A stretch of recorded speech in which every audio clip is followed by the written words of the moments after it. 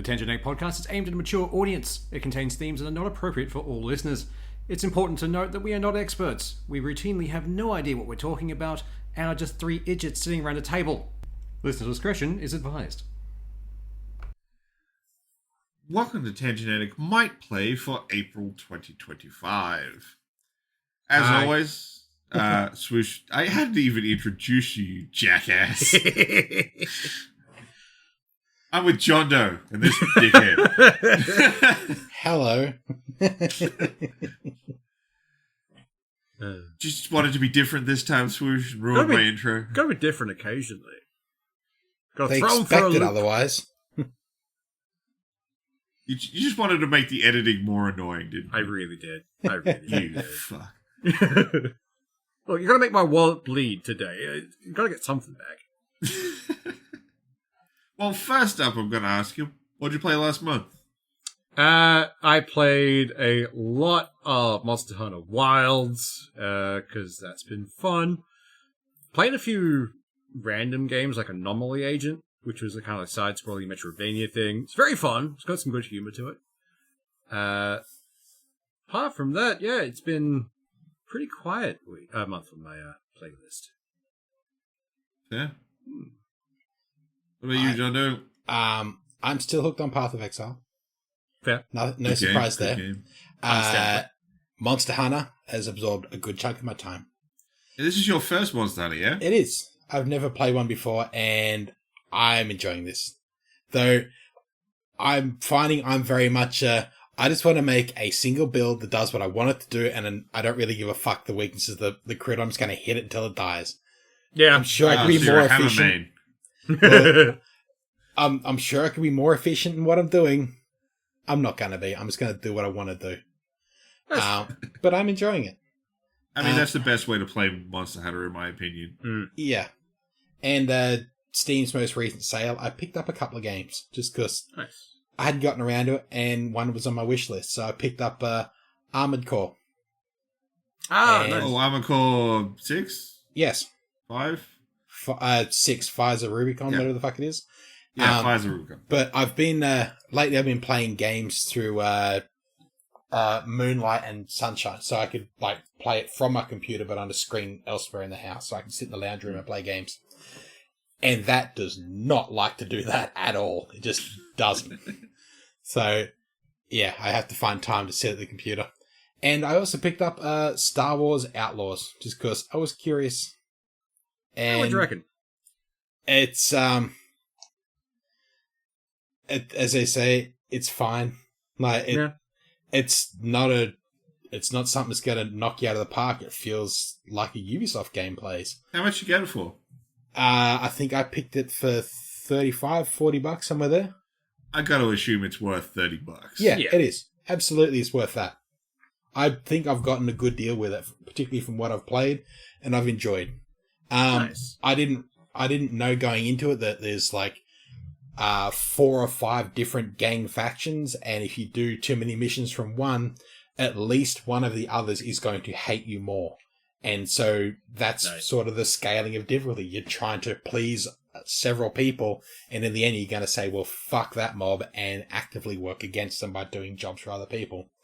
But again, the Empire is still there, so they are always a constant enemy. So you can't please all the others, but they're always going to be pissed at you.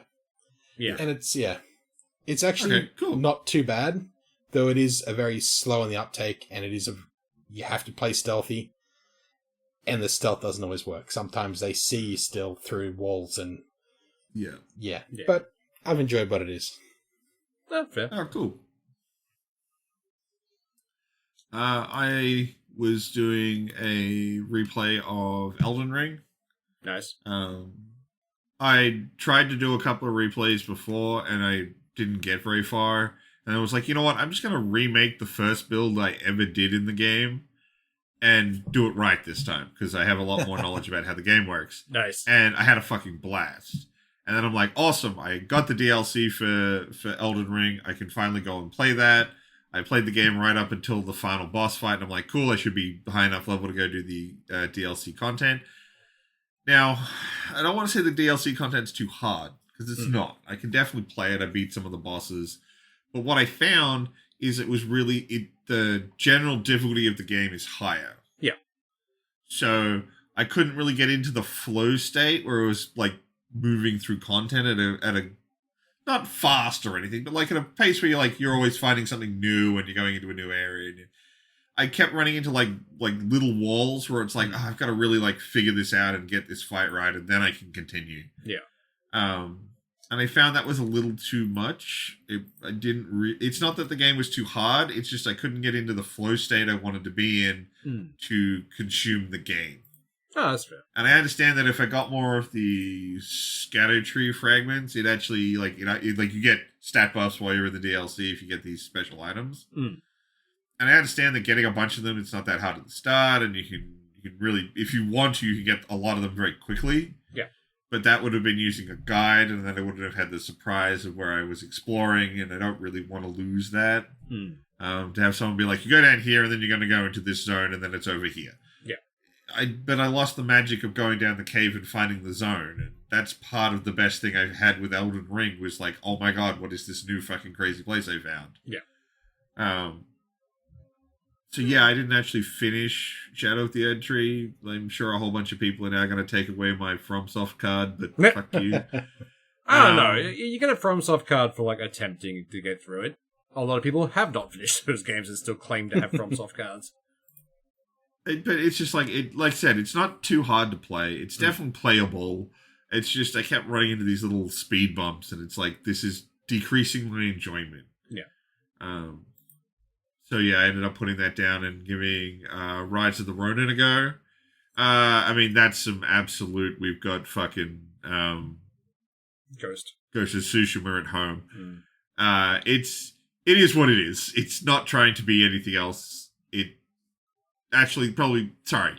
It's got this kind of like quirky game loop that it wants you to play where you've got a glider and you can you could drop from the sky and assassinate a motherfucker. Nice. We've got all these various weapons, you can actually, one of the weapons you can have is a rifle with a bayonet. So you can bayonet charge people all the time. I'm in. It's got a real basic combat engine, you see, it really wants you to use this. I think I bitched about this ages ago about how the game doesn't teach you very well about how to do the blocking system. I've gotten a lot better at it, so I can use it a lot better now, but it's still kind of rough. But the game's not super difficult. If you do the icons on the map, you'll be so overleveled, it's not funny. But it really wants to have this, serious, period drama going on. While I can climb up a building and jump off this tower with a fucking glider jetpack. It's like, guys, no, you should have embraced the whimsy. Yeah. It's fine. It's perfectly serviceable. If you pick it up cheap, I didn't. I picked it up at launch, but even then it wasn't at full price, so I'm not particularly annoyed about that. But I would, if you pick it up on sale at $20-$30, you'll be well served with a perfectly functional game. Nice. I'll have to look out for a sale for that one. Yeah. So, time to get into what's coming out in April. Oh, this is gonna hurt. Well, this is where the pain begins. Well, this isn't one of the things I think you're gonna buy. You might, but I think you'll need to talk to some other people first. Actually, this one is straight up Switch. You might buy this one, Switch. I like that this went from, you might buy this, to you're buying this. So, first up is Sand on April 3rd. I do like sand. Now, what you're going to like is that it's about walker mechs in a desert shooting each other with cannons. Fuck! Oh, no, I remember this. A mate of ours sent me a link to it a while ago. This is just Sea of Thieves in walker mechs. Yeah. Yes. Oh, that's fucking... I may pick this up. Well, see, it was like, oh, you won't pick this up because you'll want friends, but then it's like, I bet there's a couple people we know who'll end up buying this and you'll be able to play with them. I play a Loft on my own. I'll play this on my own. That's fair. But no, yeah, I know a couple people I could drag into this. I mean, if there was a couple people playing, I would probably play this. Look, I can definitely drag really one fun. Very angry person into this. Yeah, probably. I mean, it looks pretty early days. I'm assuming it's going to be like a early access kind of thing. I can't remember from when I looked it up. Yeah, no, it's a beta. Yeah. I mean, it looked like one. Yeah, It looks pretty good for a beta, I'm not going to lie. It's very stylish. I think that might carry it for a good bit. Yeah. All right, next up. We have the PC release of The Last of Us Part 2 on April 3rd as well. I want to make a mod that just stops the game and doesn't give Ellie's final bit. Yeah, I know. I've waxed on eternally to basically anyone who'll listen to me talk about this game about how that game should have ended 10 minutes early. Yeah. But yeah, the PC crowd's finally going to get to go through that whole thing. I'm not going to lie, I might actually pick it up.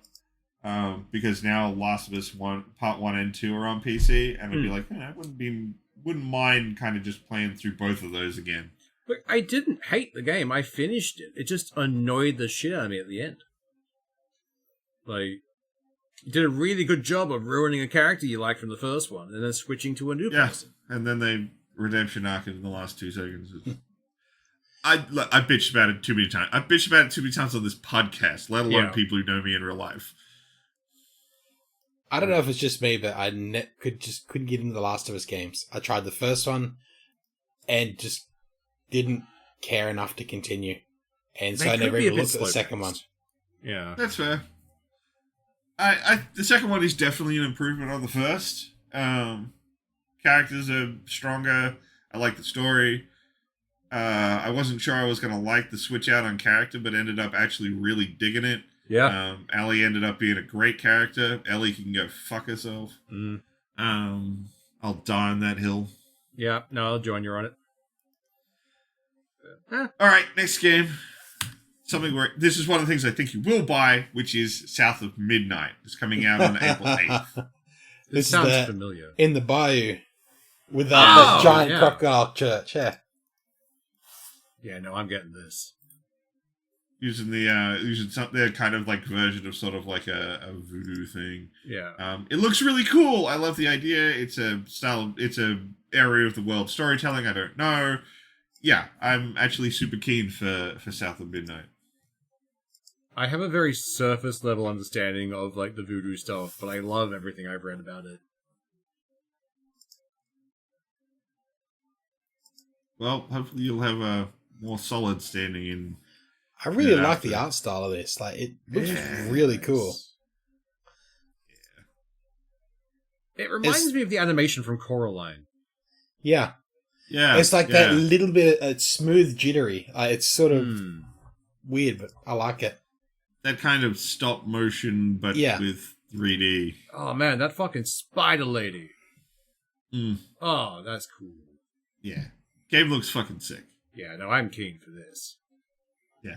That's one of the 2 games I thought you might pick up this April.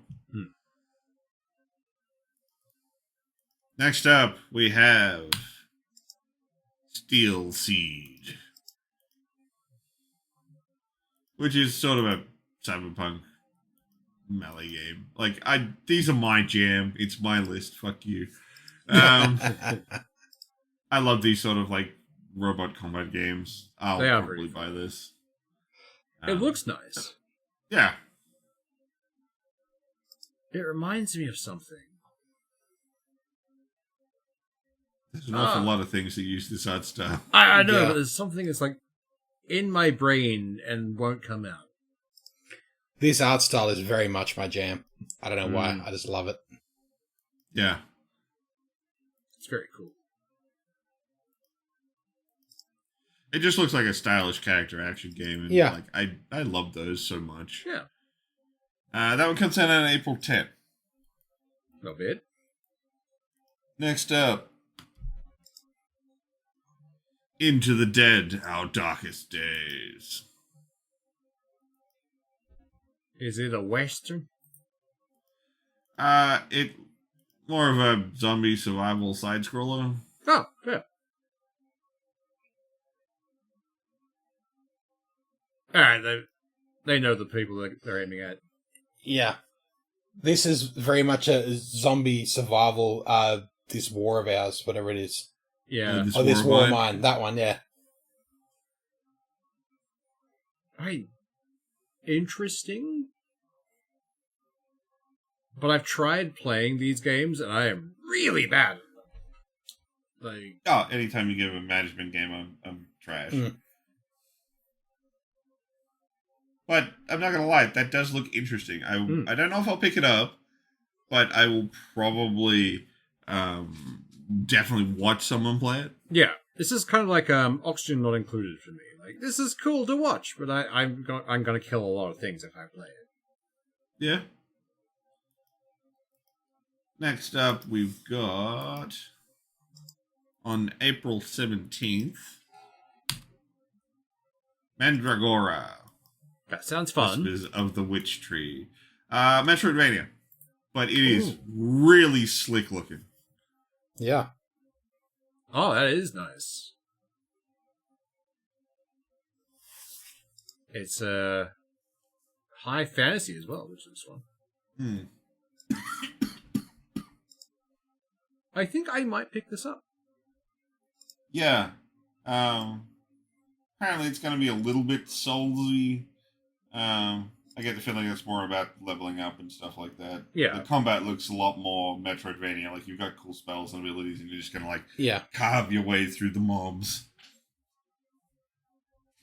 But with, cool bosses and stuff, so... Yeah, that one looks pretty good. If I've got some time and money spare around when it comes out, I might pick that one up. And the real question is, what does the witch tree whisper? Who knows? And last up, coming out on April 24th, is the other game I think you might pick up,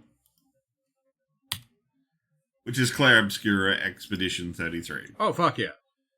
We've talked about this game a bunch of times. It looks really interesting. I don't know. I thought this was next. I didn't think this was April. I thought this was later in the year. Front of the year. Ooh. God, this game looks pretty. Fucking gorgeous. The concept stuff. I've watched a few interviews with the devs. Yeah, they sound like they had a really good time working on it. It's from a French developer, so it's got a very different sort of vibe. A lot of the art design draws from old French architecture and design ideas for the puppets and things. So, it's a bit of the world I don't know very well, or that sort of thing. So it's cool, interesting new visuals as far as I'm concerned. Yeah. New visual, and it's very fluid. I like it. Yeah. Yeah, I'm pretty keen for Expedition 33. I'm definitely going to be looking to pick that one up.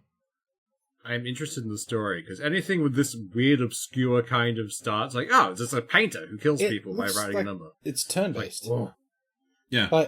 At the start, I thought it was action Souls-like? RPG. But no, it's straight out turn-based RPG. It's classic fucking Final Fantasy. Yeah. Except they've got, you Quick can time react to enemy attacks. So, you can, hit buttons to defend yourself when they attack you. And there's, a light, active set to it. But, the core game's turn-based. Interesting. I like it. That's it. It's a lot of games for the month. They're the big ones that stood out to me. They look That's good. Cool. Just for reference, for the one PlayStation owner who listened to this fucking show, Forza Horizon 5 is coming to PlayStation that month as well. But given the fact that I played Forza on PC like a normal person, I'm gonna put it in the main bulk there. But it is coming out. Just a heads up for that one person. The Xbox games are coming to PlayStation, so when the next Xbox drops and all the PlayStation games are on there, you can't bitch about it. Yeah. Anything particularly jump out to you guys? I mean, there's a couple. The South of Midnight, I'm definitely picking up. That thing is far too gorgeous not to. South of Midnight looks really nice. Yeah. The two I predicted you'd buy were South of Midnight and Clair Obscura. That's fair. I might pick up Into the Dead on a sale. Yeah. But Expedition 33, I'm probably gonna grab.